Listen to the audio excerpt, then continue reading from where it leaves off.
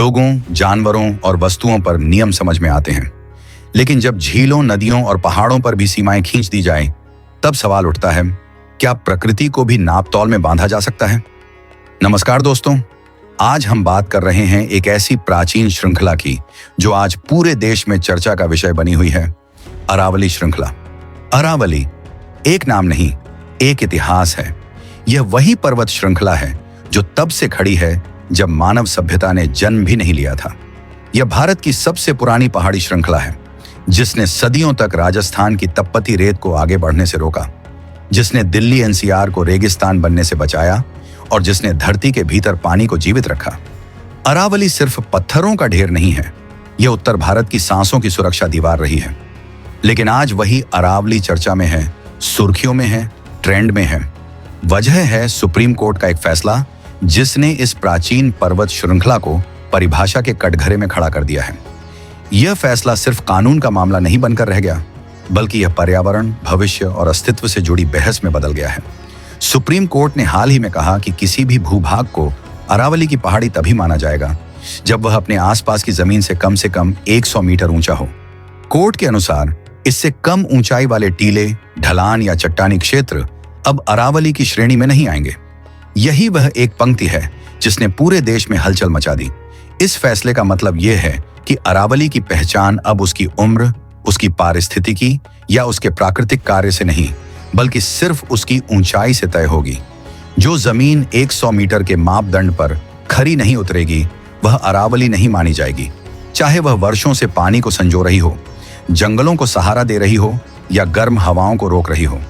Supreme court ने यह भी स्पष्ट किया कि जब तक अरावली के लिए एक व्यापक और वैज्ञानिक प्रबंधन योजना तैयार नहीं हो जाती, तब तक नए खनन पट्टे जारी नहीं किए जाएंगे।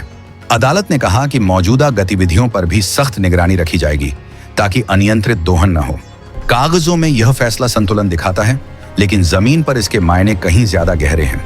यहीं से विवाद शुरू होता है। पर्यावरण विशेषज्ञों का कहना है कि अरावली की असली ताकत उसकी ऊंचाई नहीं, बल्कि उसकी संरचना है। कम ऊंचाई वाली पहाड़ियां और चट्टानी क्षेत्र ही बारिश के पानी को जमीन में उतारते हैं, भूजल को बचाते हैं और जैव विविधता को जिंदा रखते हैं। अगर इन्हें अरावली मानने से ही इनकार कर दिया गया, तो उनका संरक्षण अपने आप कमजोर हो जाएगा। यह भी कहा जा रहा है कि इस नई परिभाषा के बाद अरावली का एक बड़ा हिस्सा तकनीकी रूप से अरावली ही नहीं रहेगा। वह जमीन जो अब तक संरक्षित मानी जाती थी, अचानक सामान्य भूमि बन सकती है। यही डर इस मुद्दे को इतना संवेदनशील बना देता है। राजनीतिक गलियारों में भी इस फैसले को लेकर तीखी प्रतिक्रिया देखने को मिली। कुछ इसे पर्यावरण के साथ समझौता मानते हैं, तो कुछ इसे वैज्ञानिक स्पष्टता की दिशा में उठाया गया कदम बताते हैं। लेकिन इस बहस के बीच अरावली खामोश है, जैसे वह पूछ रही हो कि क्या उसकी पहचान सिर्फ नापतौल से तय होगी। अरावली का महत्व सिर्फ अतीत में नहीं, वर्तमान और भविष्य में भी है। यह थार के रेगिस्तान को रोकती है, मानसून के पानी को संभालती है, तापमान को संतुलित रखती है और दिल्ली एनसीआर जैसे इलाकों को सांस लेने लायक बनाए रखती है। जब अरावली कमजोर होती है, तो उसका असर सिर्फ पहाड़ों पर नहीं, शहरों की जिंदगी पर पड़ता है। इसीलिए यह मुद्दा आज ट्रेंड में है, क्योंकि यह सवाल सिर्फ यह नहीं है कि अरावली कितनी ऊंची है, बल्कि यह है कि क्या हम प्रकृति को सिर्फ नियमों की भाषा में समझ पाएंगे। सुप्रीम कोर्ट का फैसला कानून की दृष्टि से अहम है, लेकिन इसके प्रभाव पर्यावरण, समाज और आने वाली पीढ़ियों तक जाने वाले हैं। अरावली आज भी वहीं खड़ी है, शांत, पुरानी और धैर्यवान। फर्क सिर्फ इतना है कि अब वह खुद इंसाफ के तराजू पर तौली जा रही है।